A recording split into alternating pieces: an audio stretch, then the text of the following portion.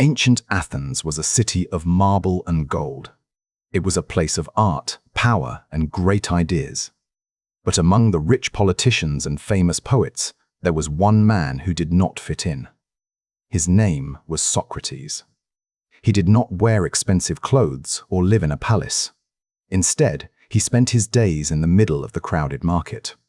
Most people in the city wanted to look important. They wore fine robes and spoke with confidence. Socrates was different. He often walked barefoot, wearing the same old cloak every day. To a stranger, he looked like a poor man with nothing to offer. But those who stopped to talk to him soon realized he possessed a different kind of wealth. This wealth was not money or land. It was a restless, burning curiosity. Socrates did not care for the things that others valued. He did not want fame, and he did not want power. What he wanted was the truth. He believed that the most important thing a person could do was to examine their own life and their own beliefs. Every morning, he walked into the agora, the heart of the city. He watched the merchants sell their goods and the politicians give their speeches. He listened to the people argue about law, justice, and virtue. While others spoke to be heard, Socrates listened to understand. He was searching for something real in a world of opinions. His presence was strange to the citizens. He would approach a man who claimed to be an expert and start a conversation. He didn't start with a lecture. He started with a simple question. He wanted to know what the expert actually meant by the words they used. He wanted to peel away the layers of pretense. Before we continue with this journey into the past, we would love to know who you are. Where are you listening from today? Please share your location in the comments and subscribe to join us for more stories of the people who shaped our world. Now, let us return to the dusty streets of Athens and the man who never stopped asking why. Socrates had a very humble job. He worked as a stonemason, carving blocks of rock for the great buildings of the city. This work was hard and physical. It required patience and precision. Perhaps this is where he learned that to find the beauty in a stone, you must first remove everything that does not belong. Many people found his habits annoying. He didn't have a home where he hosted formal classes. He didn't charge money for his time. He simply lived in the moment, moving from one person to another. He treated the slave and the king with the same level of curiosity, believing that truth belongs to everyone. The way he looked at the world was a challenge to the status quo. In Athens, most people believed that wisdom was something you could buy or inherit. They thought that reading books or attending expensive schools made them wise. Socrates disagreed. He believed that wisdom began with a very different and more uncomfortable realization. It often happened that a young man would approach him, eager to learn. These students didn't find a teacher who gave them answers. Instead, they found a man who asked them more questions. This was frustrating at first. They wanted a map to the truth, but Socrates only gave them a compass and told them to walk. The market became his classroom. He used the noise of the city as a backdrop for his dialogues. He would ask a soldier what courage was, or a judge what justice meant. He didn't want a dictionary definition. He wanted a definition that could stand up to a hard, honest conversation. There is something brave about a man who walks barefoot among the powerful. It shows a lack of fear and a lack of ego. By stripping away the symbols of status, Socrates showed that the mind is the only tool that truly matters. He was not just a man, he was a mirror reflecting the city's own ignorance. To understand Socrates, we must understand his method. He did not lecture his followers. He did not stand on a stage and tell people how to live. Instead, he used a process of questioning. He would take a statement and test it, like a scientist tests a theory, to see if it was actually true. He would start by pretending to know nothing. He would say, "I am just a simple man, please teach me." This made people feel confident. They would explain their ideas with pride. But slowly, through a series of small, logical questions, Socrates would lead them to a contradiction. The person would realize the bare definition of justice or virtue was not as clear as they thought. They would feel confused and exposed. This moment of confusion is the core of the Socratic method. It is the moment when the mind is forced to let go of a lie to make room for the truth. This process was not meant to embarrass people, though it often did. For Socrates, the goal was intellectual honesty. He believed that if you think you already know the answer, you will never search for it. The first step toward wisdom is admitting that you are lost. He described himself as a gadfly. A gadfly is a small fly that bites horses. In this metaphor, Athens was a large, lazy horse. The city had become too comfortable with its own power. Socrates saw himself as the fly that bit the horse to wake it up and keep it moving. Being a gadfly is a dangerous job. No one likes to be woken up when they are enjoying a comfortable dream. The powerful men of Athens began to resent him. They found his questions insulting. They didn't understand why a man with no money and no title felt he had the right to question them. Socrates often repeated a famous idea: "The only thing I know is that I know nothing." This sounds like a joke, but it is a profound statement. It means he was aware of the limits of his own knowledge. This awareness made him the wisest man in Athens because he stopped pretending. Most people spend their lives building a wall of certainties. They believe they know what is right, what is wrong, and who is better than whom. Socrates spent his life tearing those walls down. He wanted people to see the open space beyond their assumptions. Consider how this feels in our own lives. It is uncomfortable to be told that we are wrong. It is frightening to realize that our beliefs are based on habit rather than logic. But this discomfort is where growth happens. Without a question, there is no progress. He focused heavily on the concept of virtue. To Socrates, virtue was not about following rules or laws. It was about knowledge. He believed that if a person truly understood what was good, they would naturally do what was good. Evil, therefore, was simply a form of ignorance. This idea gave him great hope for humanity. He believed that through dialogue and questioning, any person could become better. He didn't see people as bad. He saw them as confused. His mission was to help them clear the fog from their minds. However, his method often led to dead ends. Sometimes, after an hour of questioning, he and his partner would find that neither of them had the answer. Instead of being disappointed, Socrates celebrated this. He felt they were now closer to the truth because they had eliminated a falsehood. The youth of Athens were fascinated by him. Young men from wealthy families would leave their studies to follow him. They loved the way he challenged authority. They loved the feeling of their minds opening. But their parents and teachers saw this as a threat to the social order. The teachers of the time were sophists.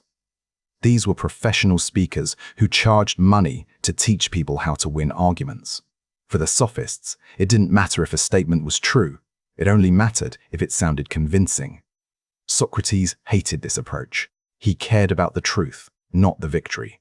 This created a sharp contrast. On one side were the sophists, who sold the appearance of wisdom. On the other side was Socrates, who offered the difficult journey toward actual wisdom. One was a product, the other was a process. One was about power, the other was about integrity. As the years passed, Socrates became a symbol. To some, he was a saint of reason. To others, he was a nuisance who undermined the foundations of society. The tension was growing, and the city of Athens was becoming a powder keg, waiting for a single spark to ignite. The atmosphere in Athens began to change. The city was exhausted. For years, it had been fighting the Peloponnesian War, a brutal conflict against Sparta. War brings out the worst in people. It brings fear, paranoia, and a desire for strong, simple answers rather than complex questions. Athens eventually lost the war. The city was defeated, its walls were torn down, and its pride was shattered. In the aftermath, the people were looking for someone to blame. They were angry, and they wanted to return to a time when everything felt stable and certain. In this climate of fear, Socrates became an easy target. He had spent decades questioning the leaders of the city. He had pointed out the hypocrisy of the powerful. In times of peace, this is seen as intellectual exercise. In times of crisis, it is seen as treason. The politicians who had been embarrassed by him in the marketplace did not forget. They waited for the right moment to strike. They didn't attack his logic because they couldn't. Instead, they attacked his character and his influence on the next generation. The accusation was formal and serious. Socrates was charged with two main crimes. First, that he did not believe in the gods of the city. Second, that he was corrupting the youth of Athens.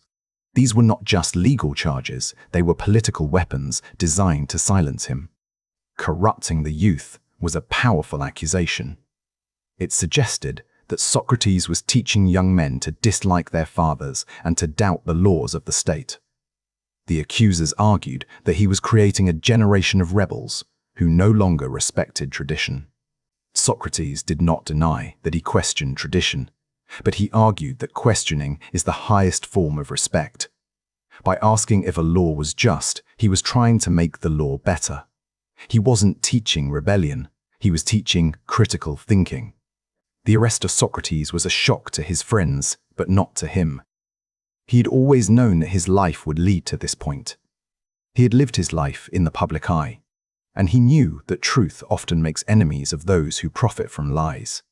During the time leading up to his trial, the city was filled with whispers. Some people felt sorry for him, while others cheered for his downfall. The divide in the city reflected the divide in Socrates' own teaching, the difference between blind faith and examined reason. It is a sad truth that when a society is afraid, it stops listening. Athens stopped listening to the man who wanted them to be better. They started seeing his questions as poison and his curiosity as a crime. The dialogue had ended, and the trial had begun. Socrates remained calm. He did not beg for mercy, and he did not try to hide. He viewed the trial as another opportunity for a dialogue. He wanted to use the courtroom as a final classroom to show the city what true courage looked like. His friends urged him to change his strategy. They told him to cry, to bring his children into the court to gain sympathy, and to apologize to the judges. They wanted him to play the role of the victim to save his life. But Socrates refused. He believed that to save his body by sacrificing his principles would be a tragedy. He told his friends that a life lived in fear is not a life worth living. He chose integrity over survival. Integrity is a word we use often, but Socrates lived it. It means being the same person in private as you are in public. It means refusing to betray your beliefs, even when the cost is your own existence. The tension in the city reached a breaking point. The trial was not just about one man. It was a battle for the soul of Athens. Would the city choose the path of the open mind or the path of the closed fist? As the day of the trial arrived, Socrates walked toward the court with the same steady pace he used in the marketplace. He was not a prisoner in his heart. He was a man who had found peace with his destiny. The courtroom was packed. Hundreds of citizens gathered to hear the verdict. The air was thick with expectation. The man who had asked too many questions was finally about to receive an answer from the state. The trial of Socrates was not a search for truth. It was a performance. Socrates stood before the jury of 500 citizens. He did not use a professional lawyer. He spoke for himself, using the same direct and questioning style he had used his entire life. Instead of pleading for his life, he challenged the jury. He told them that by killing him, they were not hurting him, but hurting themselves. He argued that they were destroying the only man who could tell them the truth about their own souls. His speech was bold and provocative. He did not act like a man on trial. He acted like a judge. He claimed that his mission was a gift from the gods, and that he would not stop questioning people even if it meant his death. This lack of humility infuriated the jury. They expected a broken man, but they found a man who was more confident than ever. His refusal to bow down was seen as arrogance, but it was actually his ultimate act of conviction. When the time came for the vote, the jury found him guilty. The margin was close, but the result was clear. Socrates was sentenced to death. The city had decided that the gadfly had to be silenced. In Athens, the defendant could propose an alternative punishment. Most people would propose a fine or exile. Socrates, however, proposed that the city should give him free meals for life in the Prytaneum, an honor usually reserved for Olympic heroes. This was the final straw for the judges. They saw this as a mockery of the court. They voted for the death penalty with an even larger majority. Socrates accepted the verdict with a quiet smile. He knew that the logic of the state was not the logic of truth. He was taken to prison to await his execution. His friends were devastated. They spent their days and nights with him, crying and arguing that there must be another way. They could not imagine a world without his voice. One of his closest friends, Crito, came to him with a plan.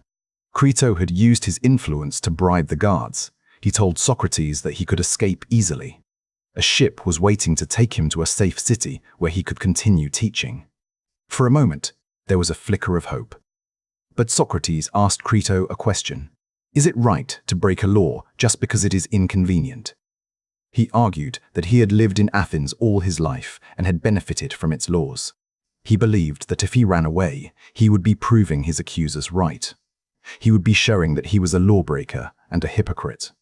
To escape would be to save his body, but kill his soul. This is a powerful lesson in consistency. Socrates believed that the truth is not something you follow only when it is easy. The truth is something you follow even when it leads you to a prison cell. The final days in the cell were spent in deep conversation. Socrates talked about the soul and the afterlife. He told his friends not to weep, for he was moving towards something better. He viewed death not as an end, but as a final discovery. The day of the execution arrived. The sun was setting over Athens, casting long shadows across the city.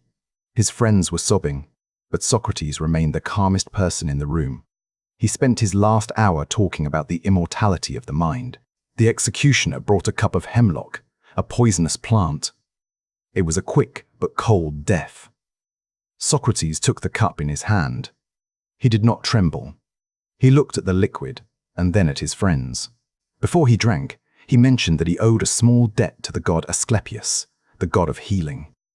He said he must pay this debt by dying. In his mind, death was the ultimate cure for the limitations of human life. He drank the poison slowly and steadily. As the toxin began to work, he felt a numbness creeping up from his feet. He lay down, surrounded by the people who loved him. He spoke a few final words, asking his friend to pay a cock to the god. Then, the man who had spent his life searching for answers finally became silent. He died, as he had lived, with dignity, with courage, and with a commitment to the truth that exceeded his desire for life. The silence that followed his death was heavy. The city of Athens had removed the gadfly, but in doing so, they had created a legend. They had tried to kill a man, but they had instead made his ideas immortal. Socrates left behind no books, no scrolls, and no written laws. He left only the memory of his questions. He showed the world that the most powerful tool a human possesses is not the sword or the gold, but the ability to ask why. Why do we still talk about Socrates more than 2,000 years later? It is because his struggle is our struggle. We all face the pressure to fit in, to agree with the crowd, and to accept things as they are without questioning them. Socrates teaches us that it is okay to be the odd person in the room. He shows us that there is a special kind of strength in admitting that we do not know everything. In a world full of people pretending to be experts, honesty is a superpower. The Socratic method is still used today in law schools and philosophy classes, but it is also useful in our daily lives. When we ask ourselves why we believe what we believe, we are practicing the art of the examined life. Think about the moments in your life when you felt confused. Perhaps you felt that confusion was a failure. But if we look at it through the eyes of Socrates, confusion is actually a doorway. It is the moment the old wall falls down. By embracing the unknown, we become more open to other people's perspectives. We stop judging and start wondering. This is how empathy is born. When we realize we don't have all the answers, we become curious about the answers others might have. Socrates' life was a testament to the power of conviction. Conviction is the firm belief in something, even when the world tells you that you are wrong. It is the anchor that keeps a person steady during the storms of life. He didn't seek to win arguments. He sought to find the truth. This is a vital distinction. Winning an argument often closes a door, but searching for the truth opens 1,000 new doors. If you ever feel like a stranger in your own city, or a misfit in your own circle, remember the man who walked barefoot in Athens. Remember that the most important conversations often happen in the most unlikely places. The legacy of Socrates is not found in statues of marble, but in every person who dares to ask a difficult question. It lives in every student who challenges a theory and every citizen who demands justice based on reason. His story reminds us that the mind is a muscle that grows stronger when it is challenged. The more we question, the more we grow. The more we admit our ignorance, the wiser we become. As we reflect on this journey, we can see that the pursuit of knowledge is a lifelong path. It is not a destination you reach, but a way of walking through the world. It requires patience, humility, and a bit of courage. It takes courage to be a gadfly. It takes courage to stand by your principles when it is unpopular. But as Socrates showed us, the reward is a sense of peace that no court can take away and no poison can destroy. The world still needs people who ask too many questions. It needs people who are not afraid to be confused. It needs people who value the truth more than the appearance of wisdom. Let us carry a piece of that Socratic spirit with us. Let us be curious about the world and honest about ourselves. Let us remember that the most important question we can ever ask is the one that makes us think. Thank you for traveling back in time with us to the streets of Athens. We hope the story of Socrates inspires you to keep searching, keep questioning, and keep growing. Until next time, stay curious and keep exploring the stories that shape our humanity.